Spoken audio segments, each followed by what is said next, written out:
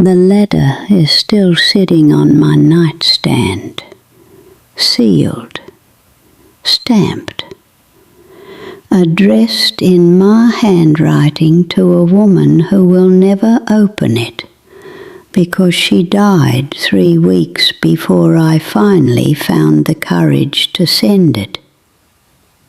My name is Eleanor Marsh, and I am 86 years old.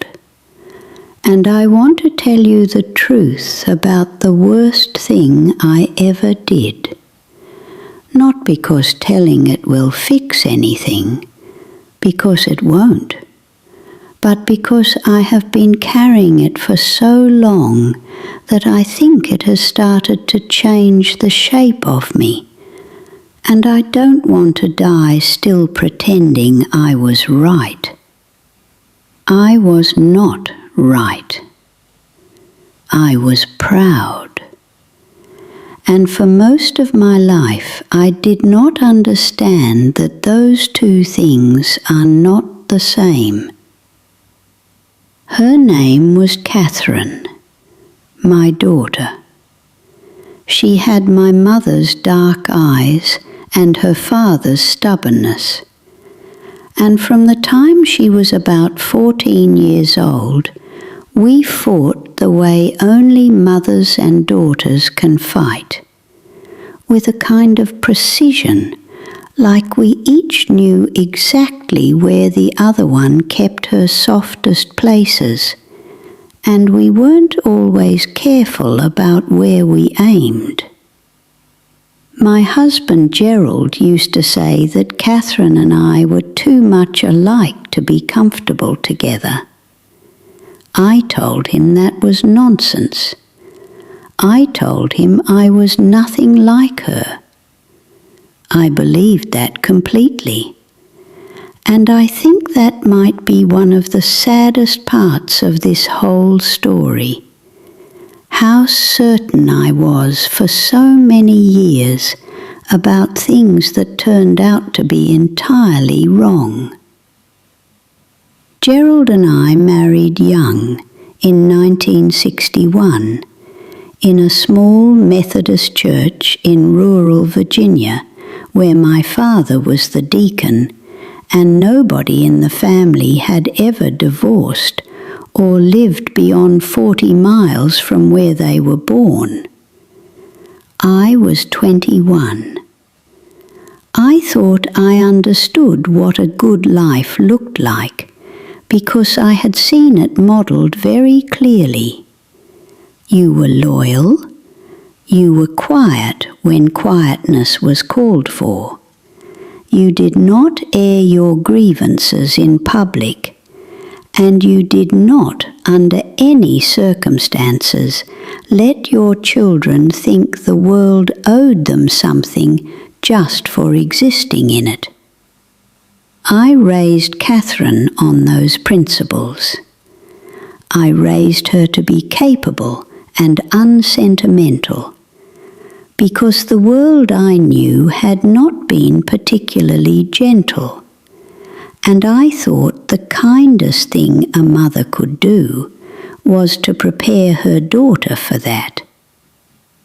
I'm not sure now that I was wrong about all of it, but I think I confused preparing her with hardening her, and I think sometimes I confused hardening her with hardening myself.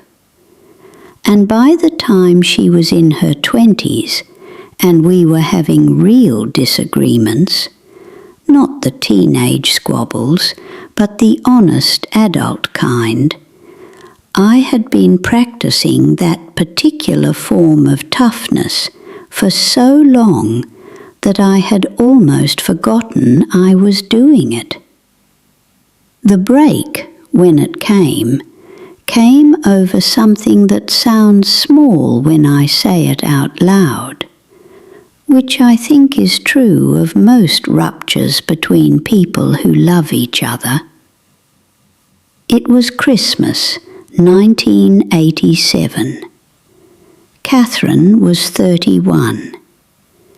She had been seeing a man named Douglas for about 2 years, a divorced man with 2 children from his first marriage, and she brought him to our home for the holiday, and I behaved badly.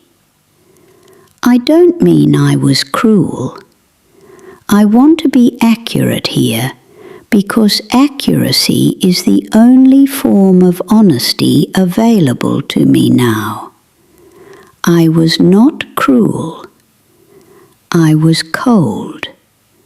I was deliberate. I made Douglas feel that he was being assessed and found lacking. And I made Catherine feel that her choice was being assessed and found lacking. And I did it all with perfect manners, which almost made it worse. She confronted me about it 2 days after Christmas, in my own kitchen, and I told her I had simply been concerned. I said I wanted what was best for her. I said all of the things that people say when they want to seem reasonable while continuing to be unreasonable. And Catherine, who was 31 years old and had been listening to that particular register of my voice since childhood, did not believe a word of it. She told me that she was tired, not angry, tired. She said that for her entire life she had felt like she was taking a test she hadn't been given the questions to, and that no matter what she did, she always seemed to come up just slightly short of whatever it was I actually wanted from her. And then she said something that I have thought about almost every day for the last 37 years. She said, "Mum, I don't think you actually like me. And I've stopped waiting for you to." I told her that was a terrible thing to say to her mother. I told her I had sacrificed more for her than she would ever know. I stood in my kitchen and I was so hurt and so furious and so thoroughly convinced that I was the wounded party that I couldn't even hear what she was actually saying to me, which was not an accusation. It was a goodbye. She was telling me what she needed, and she was telling me that she had stopped believing I was capable of giving it to her. And instead of hearing that, I made myself into the victim of it. She and Douglas left the next morning. They married the following spring. I was not at the wedding. I want you to understand what that sentence actually contains. I was not at my daughter's wedding, not because she didn't invite me, but because when the invitation came, I sent a card saying I would not be able to attend. And I gave no reason, because I thought that my absence would communicate something important to her. I thought it would show her that I had been genuinely wounded. I thought perhaps it would make her understand the weight of what she had said to me. What it communicated, I think, was that I was willing to miss her wedding rather than admit that the conversation in my kitchen had broken something open in me that I did not know how to close. Gerald went. He drove the 7 hours to Baltimore alone, and he danced with Catherine at her reception, and he came home and he told me it was beautiful. And he did not say one single word to me about whether I had made the right decision, because he was a wiser man than I ever fully appreciated, and he understood that there was nothing to say. Catherine and I spoke on the phone occasionally over the following years, holidays mainly. The calls were polite and careful, like conversations between people who are sharing a waiting room and don't quite know each other. She had 2 children, a boy and a girl, and I sent gifts, and she sent thank you notes, and we maintained this careful, bloodless version of a relationship for years and years, without either of us ever saying the thing that needed to be said. And here is what I know now that I did not know then. I was waiting for her to apologize. I was 83 years old, and I was still waiting for my 58-year-old daughter to apologize to me for something she said in 1987. I had been waiting so long that I had stopped even consciously knowing I was waiting. It had just become the shape of things. It had become the texture of our relationship, this unspoken agreement that we would be distant because one of us had to be wrong, and neither of us was willing to say it was us. Gerald died in 2019. Catherine came to the funeral, and she held my hand at the graveside, and we cried together, and for a few hours I thought that maybe the ground had shifted under us, that maybe grief had done what all those years of telephone calls had not. But grief is a strange country to visit together, and when it was over, we each went back to our ordinary lives and the ordinary distance between us. And I told myself there was still time. I told myself we were fine. I told myself she knew that I loved her, even if I had never quite managed to say it in a way that reached her. She was diagnosed in the spring of 2022. Cancer in her pancreas, the kind that doesn't give you much room to negotiate. Douglas called me himself to tell me, and his voice was so carefully composed that I understood immediately what it meant when a person sounds that controlled. It means they are not allowing themselves to feel it yet, because if they start, they are afraid they won't be able to stop.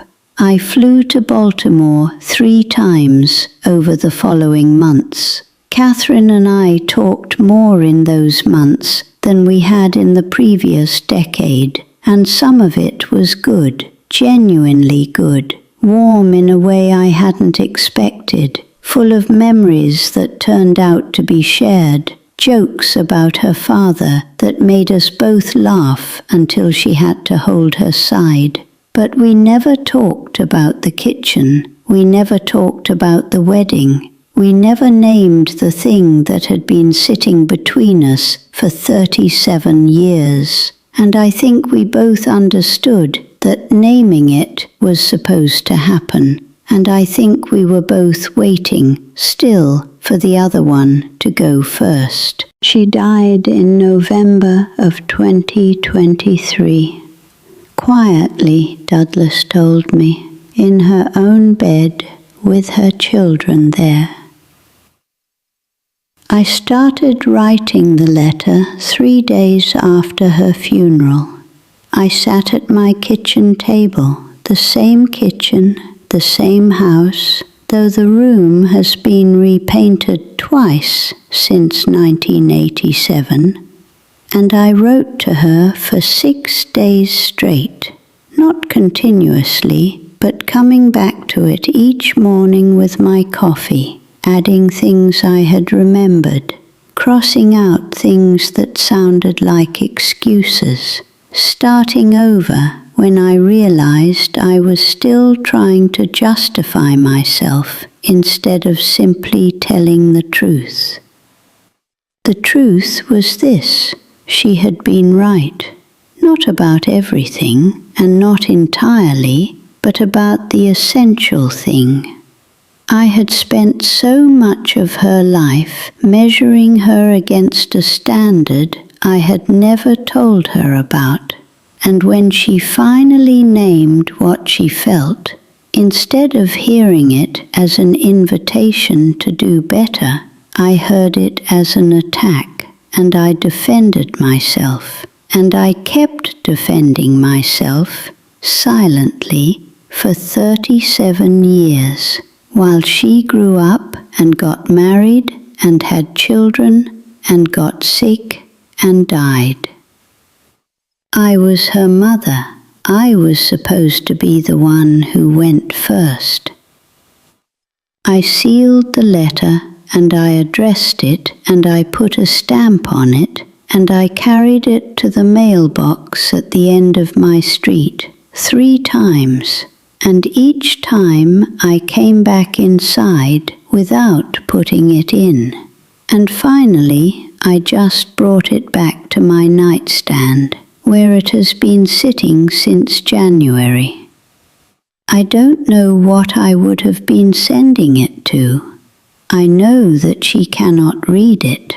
I know that the address on the envelope is Douglas's house now, and that even if I mailed it and he opened it and read it to her photograph, or placed it in her hands in whatever way people do such things, it would not reach her. The apology has nowhere to go. That is the specific punishment for waiting too long. The person you owe it to is no longer there to receive it, and all that remains is the understanding of what you did, and the knowledge that understanding it now costs you nothing, which means it is worth nothing, which means you held on to your pride for 37 years and traded it for exactly that. If you are watching this and there is someone you have not called, someone you have been waiting on, someone you have been telling yourself will still be there when you are finally ready, I am not going to tell you what to do. You are an adult and you know your own situation, and I have told you enough about the consequences of my own certainty that I don't think I should add any more advice to that particular pile. I will only tell you what I know, which is this: there is a version of you, somewhere in the future, sitting alone in a room with a letter that will never be opened, and that version of you would give anything to go back to the moment you are sitting in right now, when the person is still alive, when the phone still works, when there is still time to be the one who goes first. My name is Eleanor Marsh. I am 86 years old, and I am still learning every single day the difference between being right and being the person I actually wanted to be.